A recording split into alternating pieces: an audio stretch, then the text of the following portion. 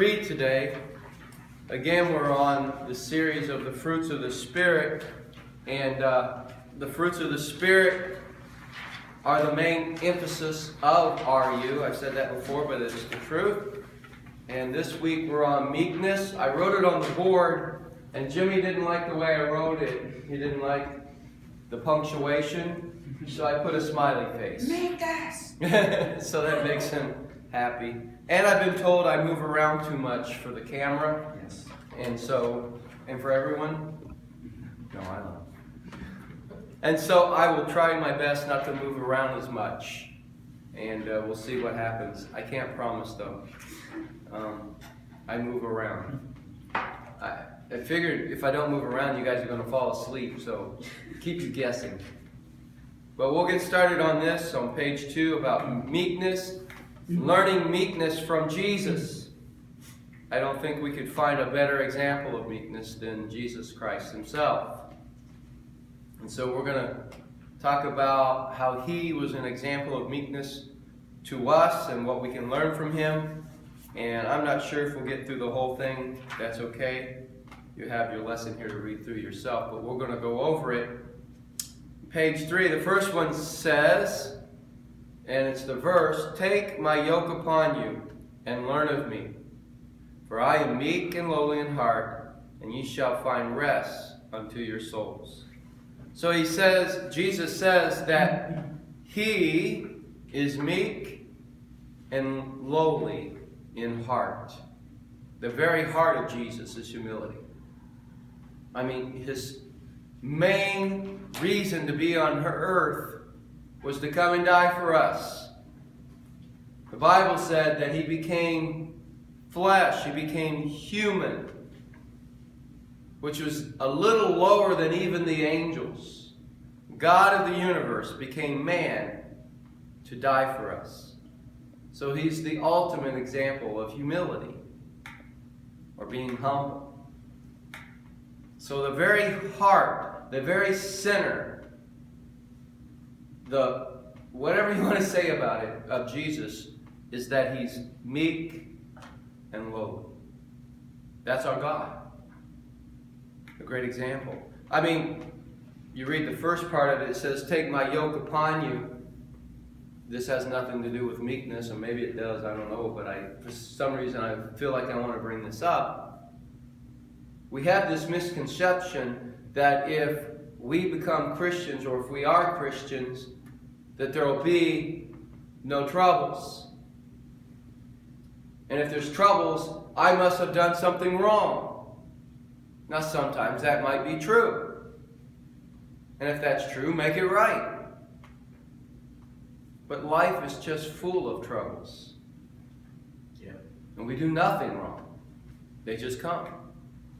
Or sometimes God brings troubles into our life to teach us things. There are rules as a Christian. You read the Bible, and a lot of people say, "Oh, it's just full of rules, the do's and do nots." They're there. He never promised you there wouldn't be. He has a yoke and a burden for you to bear. But he does say it's easy and light. Compared to what? The burden and yoke of sin. That burden and that yoke is heavy and horrible. And some of us have lived through it. The burden and the yoke of, alcohol, the burden of yoke of drugs, the burden of yoke of sexual sins, and the mess that all comes with it, and the slave you become to it, is horrible, hard, and difficult life compared to the rules, the yoke and the burden that Jesus puts on. And why is it so light? Why is it so easy? Because the very heart of Jesus is humility. Humility. He is meekness. Well, what do we learn from him? See, I'm not moving yet. I'm staying put. Jesus did not Strive, that means argue and fight. Cry, that means shout and raise his voice. Voice in the street, that means riots or rebellion, rebellious uprisings. You didn't see Jesus do those things. In general, everybody wants to bring up the temple where he cleaned it out. So you can bring up 2 stories. The rest of it, Jesus did not argue and fight. He didn't shout and raise his voice. He didn't start riots and rebellions. Did he street preach? Now, there were people even in his own disciples, that wanted to do that, start rebellions. Peter was a part of a group, the Zealots. That's what they were all about. Rebellion, fighting. He had 2 disciples that were James and John, called the sons of thunder. That's not because you're quiet. So he had even his own disciples in a group that would want to do those things. But he did not. It says here, he shall not strive, nor cry, neither shall any man hear his voice in the streets. Matthew 12:19. So Jesus is our example. We shouldn't strive. That means we shouldn't argue. Arguing accomplishes what? Nothing, never has. Yet we still attempt to fix our problems that way, don't we? Arguing never fixes it. Discussion helps. Well, we are discussing. Then why are you crying, raising your voice? Apparently, you raise your voice, that means you win. No, it doesn't. But we think so. The one who yells the loudest wins. That's not true. Jesus didn't cry. He didn't shout. He didn't raise his voice. You know, you can get your point across with calm speech. Firm, calm speech. You do not have to raise your voice. Matter of fact, just remember this. This is human psychology. If I raise my voice, what does that mean you're doing to me?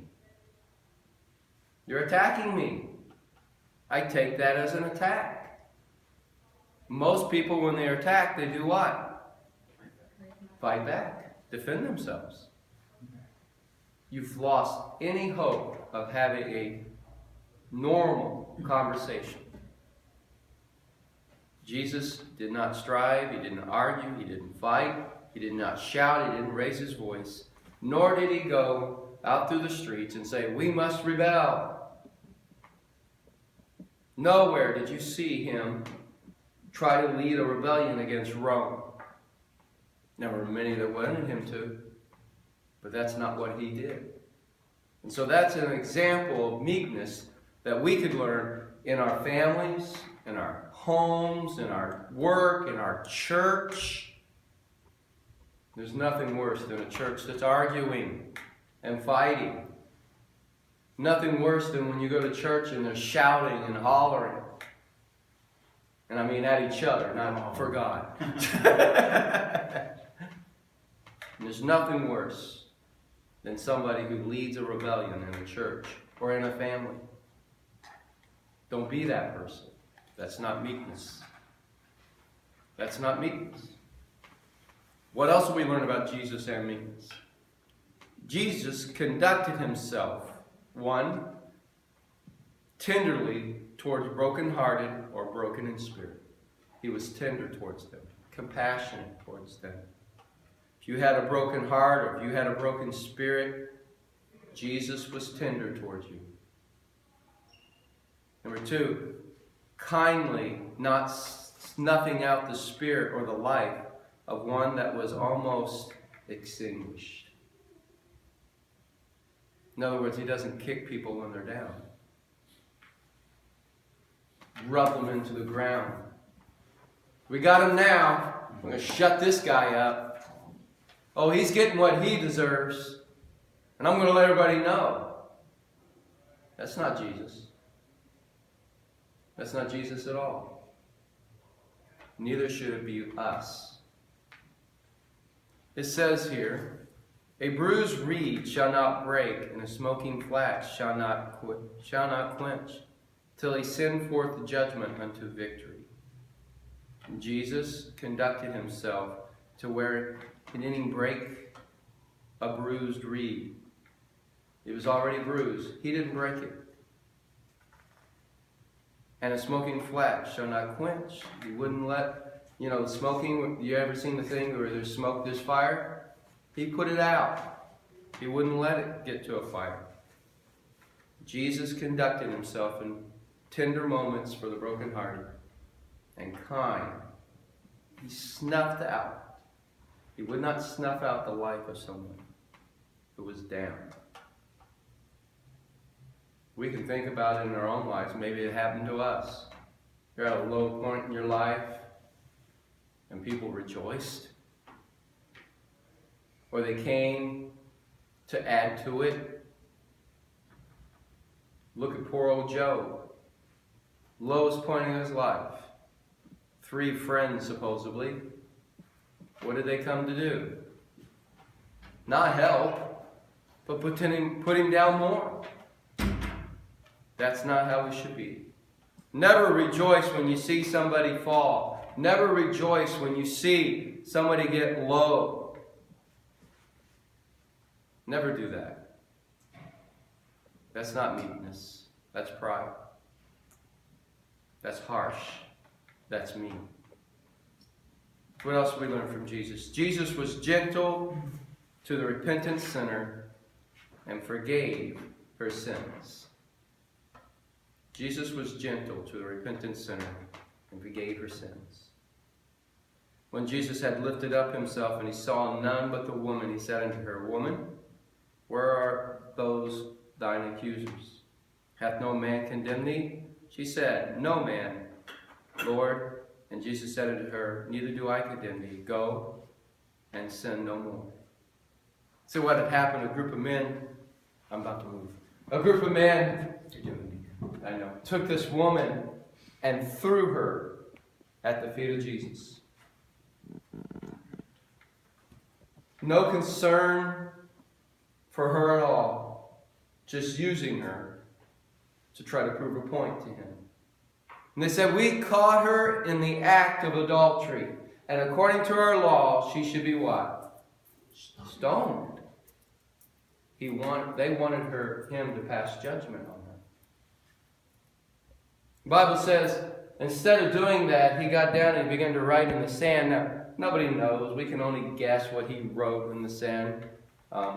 Some tend to believe, and I tend to believe, he began to write the sins of each of these men. Because he said, the one that has no sin can cast the first stone. And he began to write. And he says, one by one they left. They left. I can imagine this girl, how embarrassed she was. The tears coming from her eyes. She was thrown before Jesus as a piece of trash. Because that's what they considered her. But what did the meek and lowly Jesus do? He forgave her.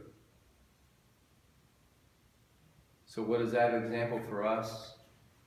No matter where a person is in their life, no matter what they've done, no matter how low they might have gotten, what can we do? We can forgive sinners. If Jesus can forgive, being holy, every person of every sin, no matter what they've done, why can we not? That's what meekness does. Now, people full of pride, like those men, they find people they think they're better than. They can find people they say, I'm better than this person. There was, I don't know, I think it was D.L. Moody that used to tell the story that, I think it was him, he said he was walking down the street one day, I don't know how true this was,